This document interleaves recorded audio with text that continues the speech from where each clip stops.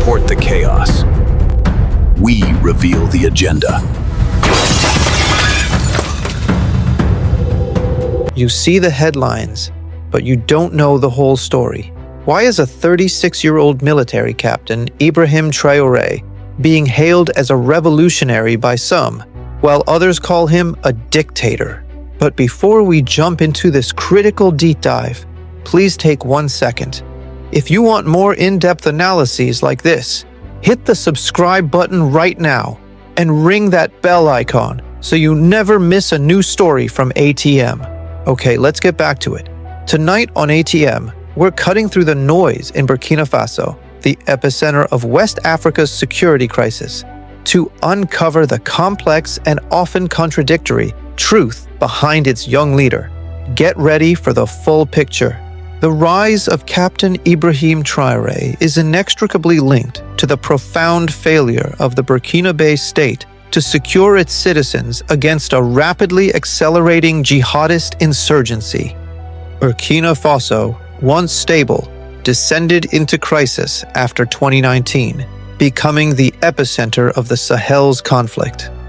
The humanitarian tragedy was immense, with over 25,000 deaths from jihadist conflict between 2018 and 2024, and more than 2.06 million people internally displaced. This extreme insecurity fueled widespread frustration and anger towards the political establishment, as the population demanded security and recovery of lost territory. President Roch-Marc Christian Kabore was ousted in January 2022 due to military mutinies and public outcry over extremist attacks. His successor, Lieutenant Colonel Paul-Henri Sandaogo Damiba, failed to curb the worsening Islamist insurgency in just 8 months. This collapse of public faith created an intense political vacuum, setting a dangerous precedent for future regimes. This systemic failure led to the events of September 30th, 2022, when Captain Ibrahim Traoré, a junior army officer, forcefully removed Damiba. Traoré, with first-hand counter-terrorism experience, including a UN peacekeeping mission in Mali, cited Damiba's inability to deal with the security situation as his motivation.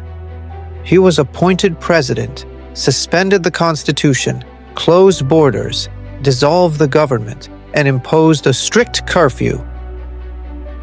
This swift ascent of a young captain over a senior lieutenant colonel symbolized a radical departure from traditional military seniority. Local journalists called it a palace revolution, reflecting the public's deep desire for immediate radical security action and setting the stage for a geopolitical pivot.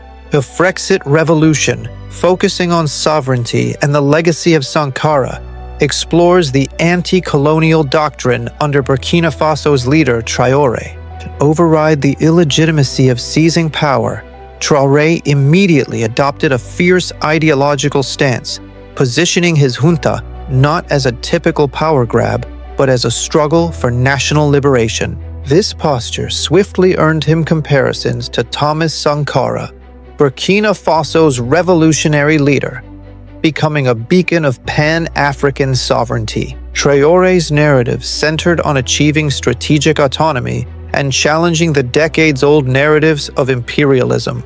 The most potent manifestation of this ideology was the rapid and definitive distancing from France, the former colonial power. Traoré's government took a strong stance against Paris, culminating in the demand for the withdrawal of French forces from the Sahel region and the termination of existing military cooperation agreements by January 2023. This was part of a coordinated Frexit campaign across the Sahel, leveraging pent-up public anger over the perceived ineffectiveness of French troops in countering the jihadist insurgency. Traoré galvanized support by calling on Africans to fight against imperialism and to decolonize mentalities.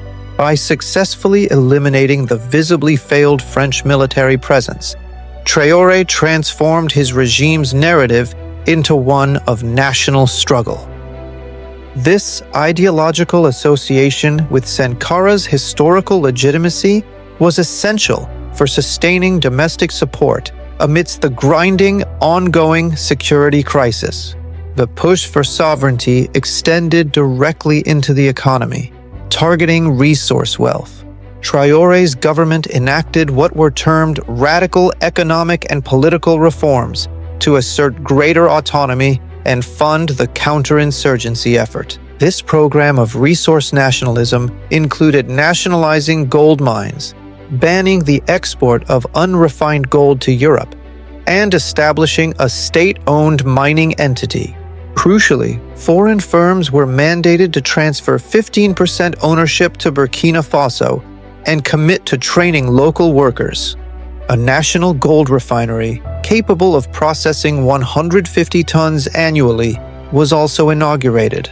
The regime coupled this resource control with an ideological rejection of Western financial systems. Traore rejected IMF and World Bank loans, branding them as instruments of Western economic coercion.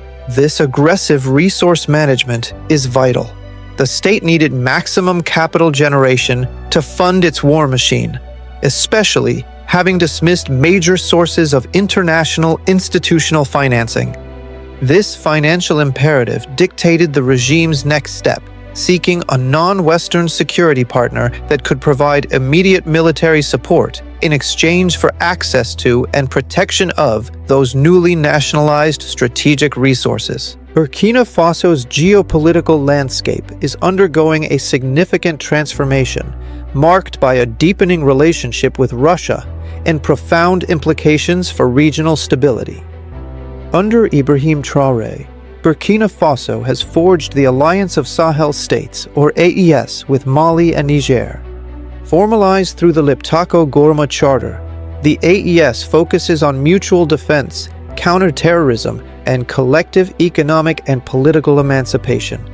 This alliance created a severe political division in West Africa, culminating in the collective withdrawal of all three AES members from ECOWAS in early 2025.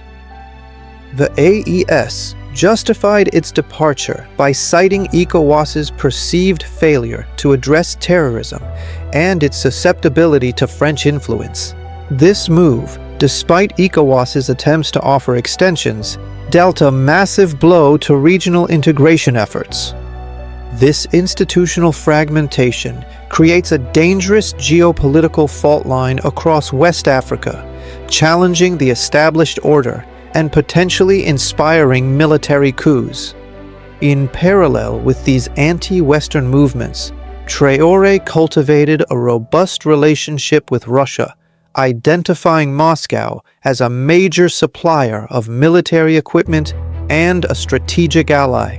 Despite official denials, Russian military personnel began deploying to Burkina Faso under the banner of the Africa Corps, a restructured entity encompassing former Wagner soldiers and GRU elements. By early 2024, estimates placed the total Russian contingent at between 200 and 300 personnel. The Africa Corps mandate is explicitly to ensure the safety of the country's leader, Ibrahim Traoré, and to provide training for Burkinabe forces.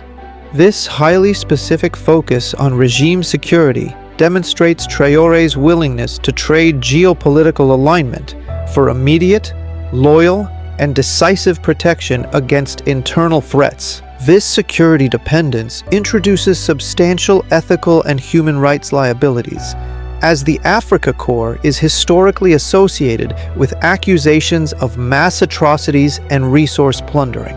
The immediate security gains provided by Moscow are balanced against the inherent risk of importing a security model characterized by a severe lack of accountability. The partnership with Russia is profoundly transactional, integrating security with resource access. Russia has already deployed its paramilitary units to secure strategic mineral corridors and industrial mining sites in neighboring AES states. In Burkina Faso, the strategic deal extends beyond military support. Moscow has supplied aid, including 25,000 metric tons of free wheat and signed an agreement to assist in building a nuclear power plant.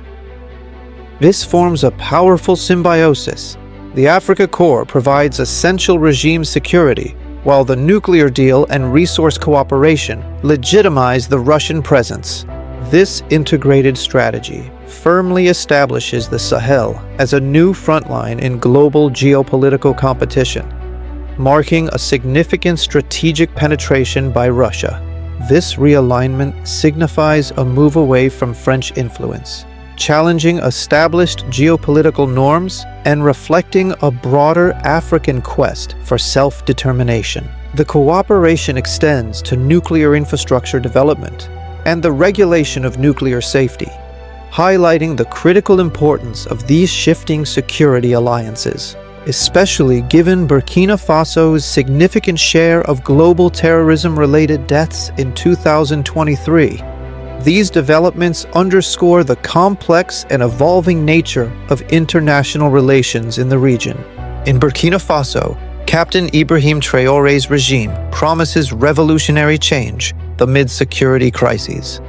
But the price of power reveals deep internal reckonings. A VDP militia, a pillar of national resistance, has expanded aggressively under Traoré, gaining patriotic support. Yet, it brings severe costs, implicated in 80 civilian attacks in his first 15 months, far more than before.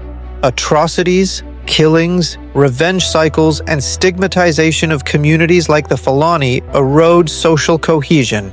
Forced recruitment silences critics, offering short-term gains but long-term instability. Despite revolutionary rhetoric, Traoré's rule consolidates authoritarianism, suspending politics, repressing journalists, activists, and opposition through arrests and disappearances. Elections delayed, constitution amended without referendum, steps backward for democracy, aligning with AES partners and entrenching military control. Core issues persist: corruption, unemployment, food insecurity. Traoré's patriotic appeal masks failures. The dilemma: can he deliver security without the Africa Corps and VDP worsening the disease? Burkina Faso's future hangs in the balance. Thank you for joining me on ATM. I will see you in next video.